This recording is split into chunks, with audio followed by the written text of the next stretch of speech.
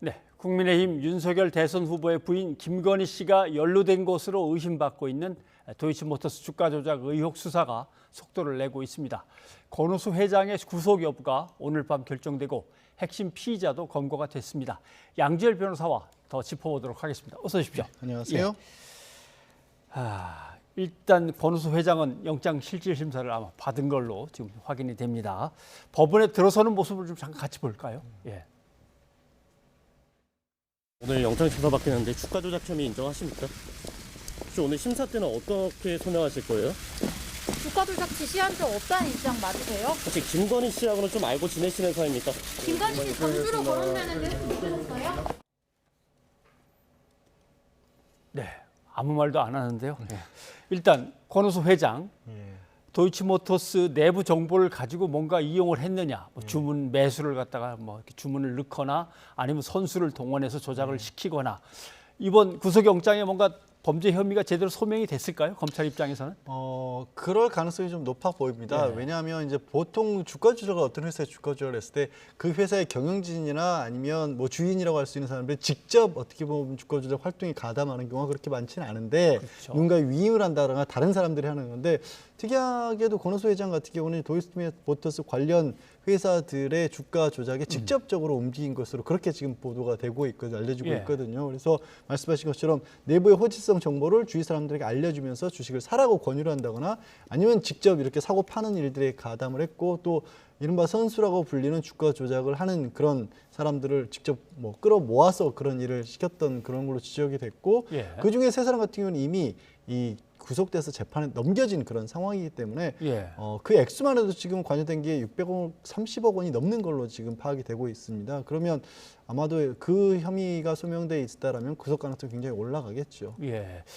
윤석열 후보의 부인 김건희 씨가 이제 의심을 받고 있기 때문에 이 사건이 자꾸 이제 주목을 받습니다만은 10억 원을 대고 전주 역할을 했다라고 하는데 이 역할이 어떤 겁니까? 좀 설명을 부탁드리면요. 이제 주가 조작을 하려는데 여러 가지 방법이 쓰이는데 네. 그중에 이른바 뭐 통정 거래 같은 것들이 있습니다. 뭐냐면 주식이 자꾸 뭐 거래가 왕성하게 이루어지고 있고 왕성하게 이루어지는 가운데서 주식 가격이 올라가야 예. 거기에 이제 이른바 개미라고 하는 일반 투자가들도 거기에 그 참여를 하게 되고 관심을 갖게 되고 그러면 주가가 자연스럽게 또 부양이 되지 않습니까? 그런 상황에서 정작 이제 주가를 띄웠던 사람들은 주식을 팔고 나오는 게 이 뭐 통정 거래에서는 주가 조작 그런 데 흔히 쓰이는 수법인데 예. 그걸 하려면 실제 돈을 가지고 있는 사람들의 주식 계좌가 필요하죠.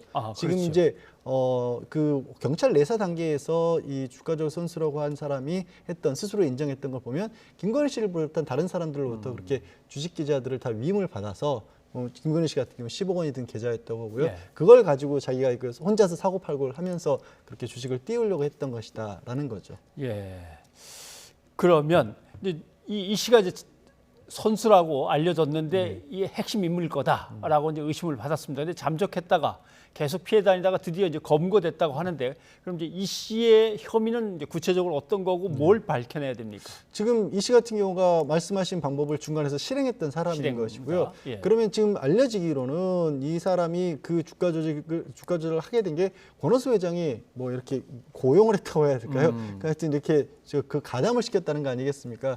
그러면 이 씨 같은 경우에는 사실 주가 조작을 했다는 혐의 부분은 상당히 명백해 보이는데 예. 그리고 본인도 스스로 이제 이미 2013년에 경찰 내사 단계에서 사실상 자백을 다 했습니다. 근데 그게 과연 김건희 씨가 지금 뭐 윤석열 후보 측에서 얘기하는 것처럼 단순하게 투자하는 형태 정도였느냐 예. 아니면 주가 조작을 한다는 걸 사실을 알고 있었느냐. 그러니까 권오수 회장은 이 씨에게 어떤 얘기를 해가면서 김건희 씨를 연결을 시켜줬으며 이 씨는 또 김건희 씨를 어떻게 알고 그 주가 조작에 뭐 어떻게 보면 그 계좌를 전달받아 사용했는지 이런 내용들의 핵심 증언을 할 수 있는 게 이 씨이고 또 이 사건이 특이한 부분이 이미 말씀드린 것처럼 2013년도 경찰 내사 과정에서 굉장히 많은 부분을 다 진술했고 상당 부분 조사를 했지 않습니까? 예. 그때 했던 얘기들이 있기 때문에 그것과 비교를 해가면서 이 씨의 진술들을 좀 확보할 필요가 있겠죠. 자, 주식 계좌를 맡긴 사람들 걸 모아갖고 자기가 임의로 가서 선수 노릇을 했느냐 아니면 다 그걸 알고 서로 간에 예. 미리 다 정황을 갖다가 통정하고 있었느냐 그런 문제군요.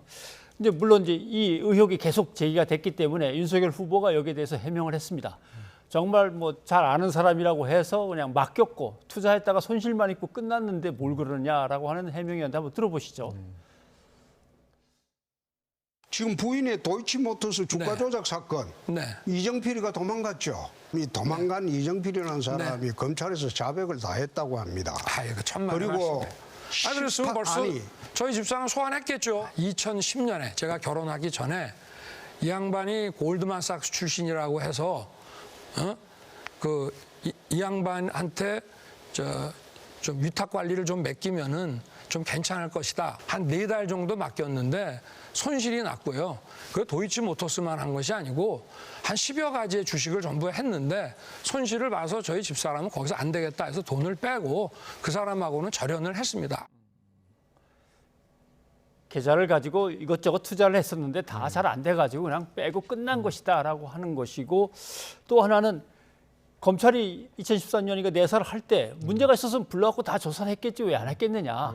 예, 이제 이 얘기입니다. 그러니까 당시에 경찰의 내사 보고서에 따르면 저런 식의 거래가 아니었고 계좌를 맡긴 게 아니라 정확히 몇 날 몇 시에 어느 장소에서 구체적으로 몇 명을 만나서 주식 계좌를 위임을 받았다. 그리고 권오수 회장으로부터 소개를 받았다라는 얘기를 했고, 또 지금 김건희 씨 같은 경우에는 저 문제가 된 주가 조작 사건의 주식 말고도 지금 도이치모터스 관련 주식을 장외에서 굉장히 헐값에 사들였다는 그런 의혹도, 특혜를 받은 거 아니냐라는 의혹도 있고, 또 이 문제가 되고 있는 도이치모터스 쪽이 커바나 컨텐츠도 협찬을 했던 기업으로 상당 기간 어떻게든 좀 인연이 이어져 왔거든요. 네. 그러면 지금 얘기한 것처럼 단순하게 4개월 동안에 이 씨라고 하는 사람과는 거기서 끝난 거냐, 아니면 이 씨가 권오수 회장과 연결돼 있기 때문에 그 부분까지도 어떻게 보면 제가 말씀드린 여러 가지가 같이 묶여 있는 것이냐, 이런 부분들은 이제 풀 수 있는 게 결국 이 씨가 가장 결정적인 키가 아니겠습니까? 네. 그리고 이 사건이 다시 불거지게 된 계기 자체가 왜 경찰에서 그렇게까지 자세하게 내사를 했고 지금 핵심 인물이 스스로 죄를 지었다고 얘기를 했는데 왜 이게 사건화 되지 않고 중단됐느냐라는 데서부터 시작을 한 거거든요. 그래서 예. 그게 정말로 문제가 있었는데도 불구하고 당시 수사가 안 된 건지 지금 윤 후보가 조금 전에 뭐 보여준 모습처럼 정말로 그때 당시에 아무 어떻게 보면 법적인 어떤 불법이 없었기 때문에 그때 경찰 내사가 중단된 것인지가 이번 수사에서 밝혀지겠죠. 예.